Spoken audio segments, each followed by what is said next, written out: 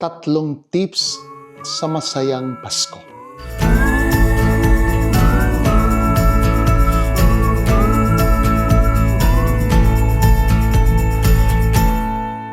Guys, napakalalim ng hugot ng Pasko para sa ating mga Pilipino. Punong-puno siya ng mga kaganapan at alaala na naiiwan sa ating puso at buhay sa ating pagkatao. May tatlong akong mga karanasang mahalaga na napakalaki ng itinuturo sa akin tungkol sa Pasko. Ito ang tatlong tips sa masayang Pasko. Una, lumapit sa Diyos. Taon-taon, naghahanap ako ng Belen. Taon-taon, lumalapit ako sa Belen at sa harap nito, nananatili akong bata na namamangha sa kwento ng Pasko, ng pagkakatawang tao, ng anak ng kataas-taasan at inihiga lamang sa sabsaban. Doon ko naitanong sa sanggol na si Jesus kung para kanino ang kanyang kapanganakan. At doon ko rin naramdaman ang pag-ibig ng Diyos na piniling makasama tayo at makipamuhay sa ating pagkatao. Diyos pala ang unang nagnais at humakbang na lumapit sa tao. At ang bawat isa sa atin ay tinatawag niyang mapalapit sa Kanya. Pangalawa, pagpahalagahan ng pamilya.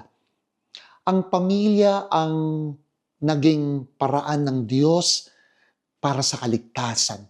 Sa pamilya dumaan ang plano ng Diyos para sa kapanganakan ni Kristo at sa Kanyang paglaki. Taon-taon, hinihila ang aking diwa at katawan na umuwi ng bahay para makasama ang aking mga magulang, mga kapatid, pati mga pamilya nila. At pati yung kapatid ko na nasa abroad mag-video call.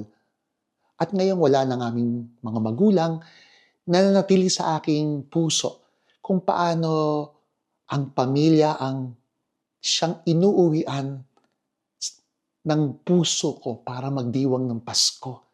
Sapagkat pinipili pala naming magsama-sama at pinipili para lang naming pagpahalagahan ng bawat isa. At naroon ang saya ng pamilya. Ang piliing magkasama-sama at ang piliing pagpahalagahan ang bawat isa. Pangatlo, ang magbahagi ng kagalakan sa iba. Sa Pasko, ang sarap magbukas ng puso para makita kung paano sa buong taon nakapagbigay ako ng panahon, ng atensyon, ng paglilingkod, ng material na bagay sa sino mang tao sapagkat ang liwanag ng kapanganakan ni Kristo ay buksan ng kaligtasan para sa lahat. Kaya ipinapaalala sa akin ng Pasko na ito'y ipinakita ng Diyos na niyakap niya ang buong sangkatauhan. Kaya napakasarap makipagkapwa-tao.